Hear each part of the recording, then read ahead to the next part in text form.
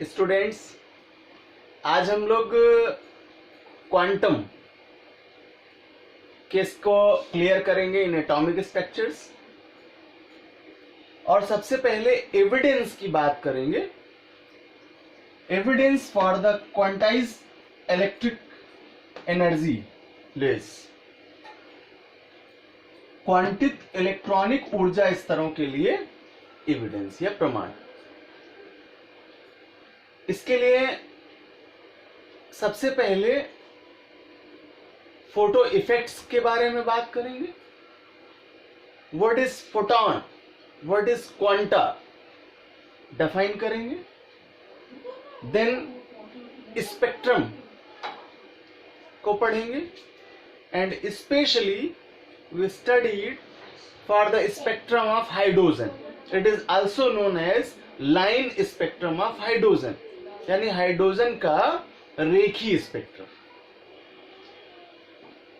तो सबसे पहले बात करेंगे फोटो इलेक्ट्रिक इफेक्ट, प्रकाश वैद्युत प्रभाव क्या है। एक एग्जांपल से समझते हैं इसको। Suppose that it is a metal rod, कोई धात्विक भाग है ये, और यहां कोई लाइट सोर्स है प्रकाश किरण पुंज को भेजने के लिए, डालने के लिए। जब इस सोर्स से इस लाइट को इस मेटल की सरफेस पर गिराते हैं, धातु की सतह पर गिराते हैं, तो यहां से इलेक्ट्रॉन उत्सर्जित होने लगते हैं और यही घटना फोटो इलेक्ट्रिक इफेक्ट कहलाती है। A simple definition: have a special frequency light source passed on a surface of metal, then electron are excited. This phenomena is known as photoelectric effect. चूंकि उपयुक्त तरंगदैर्घ्य वाली जो प्रकाश पुंज है वो धातुओं की जब धरातल से टकराती है तो उसकी सतह से इलेक्ट्रॉन निकलने लगते हैं और इलेक्ट्रॉनों के निकलने की ही यह घटना प्रकाश वैद्युत प्रभाव कहलाती है। So we discussed energy of electromagnetic waves, यानी विद्युत चुंबकीय तरंगों की ऊर्जा, ये क्या है और इनका डिस्कशन करेंगे। Two way for excretion and for absorption, चाहे उत्सर्जित ऊर्जा हो रही हो या अवशोषित ऊर्जा हो रही हो, दोनों के लिए ये बात होगी यहां। तो उत्सर्जित या अवशोषित विकिरण ऊर्जा like as a aperture, like as a bundle, थैलेनुमा स्ट्रक्चर में होती है। So these are called photons. ये जो ऊर्जा के थैले हैं, पैकेट हैं या बंडल्स हैं, इन्हें ही हम क्वांटा कहते हैं। तो एक वन वर्ड हो गया क्वांटा के लिए डिफाइन किया कि जब उत्सर्जित हो या अवशोषित ऊर्जा हो, उन दोनों का ही मोड पैकेट लाइक होता है, बंडल लाइक होता है, जिनको हम क्वांटा कहते हैं। और इन क्वांटा को फोटॉन्स भी कहते हैं और इसी फोटोनिक एनर्जी का मोर देन इफेक्ट हमें स्पेक्ट्रम में देखने को मिलता है।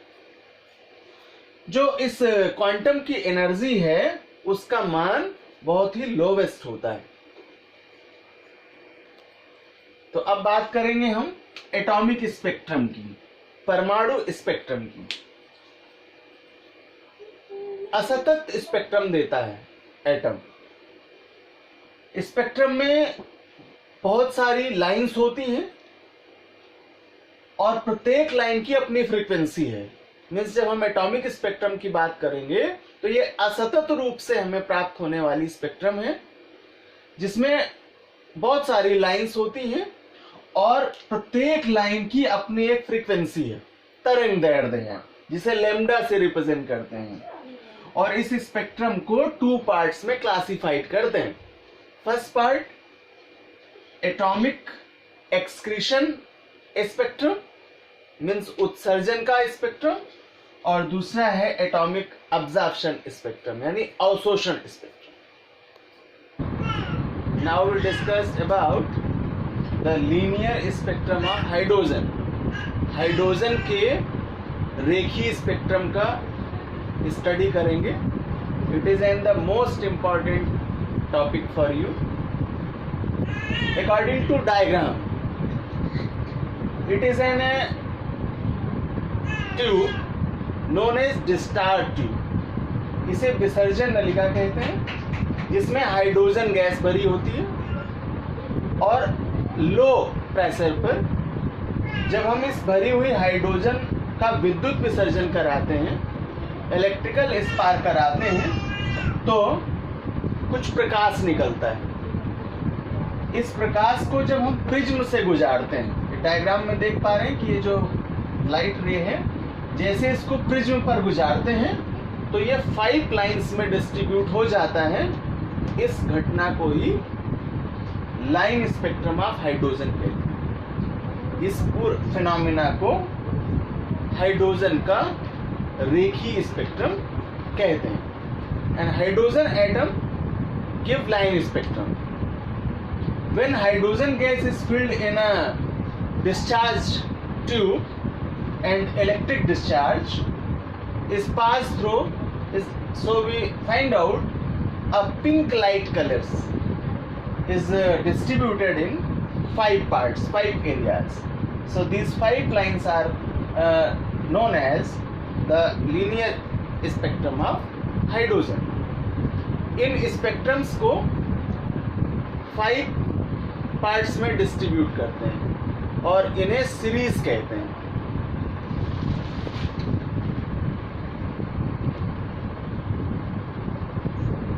Now these lines are divided in 5 category are known as series. इन सीरीज को बाय नॉमिनेशन समझ लें। सबसे पहला है लाइमन सीरीज, लाइमन श्रेणी। दूसरा है बामर सीरीज। तीसरा है पास्चन सीरीज। चौथा है ब्रैकेट सीरीज और पांचवा है Pfund series. According to this diagram, the line draw by the basis of their spectrum. Lyman series का frequency lambda up to 4000 angstrom and Balmer series 4000 angstrom to 7000 angstrom. And this spectrum is visible, means दृश्य रूप में यह spectrum होगा। Then Paschen, Brackett and Pfund, the spectrum are more than 7000 angstrom. इसकी तरंग दैर्घ्य 7000 angstrom से अधिक होगी। तो इलेक्ट्रॉनों के फॉल्स के अकॉर्डिंग इन श्रेणियों का डिस्ट्रीब्यूशन किया गया। यहाँ श्रेणियाँ हैं, ये N1 और N2 स्टैंडर्ड है और ये है आपका स्पेक्ट्रल रीजन यानी स्पेक्ट्रम का भाग। For Lyman series N1 is 1 and N2 is 2, 3, 4 and dash dash, and it is represented by paraviolet, ultraviolet. And Balmer series N1 is 2, then electrons falls on 3, 4, 5. It is visible यानी दृश्य भाग होगा। Then Paschen series N1 is 3 and N2 is 4, 5, 6 and spectrum part is known as infrared, अवरक्त प्रकाश।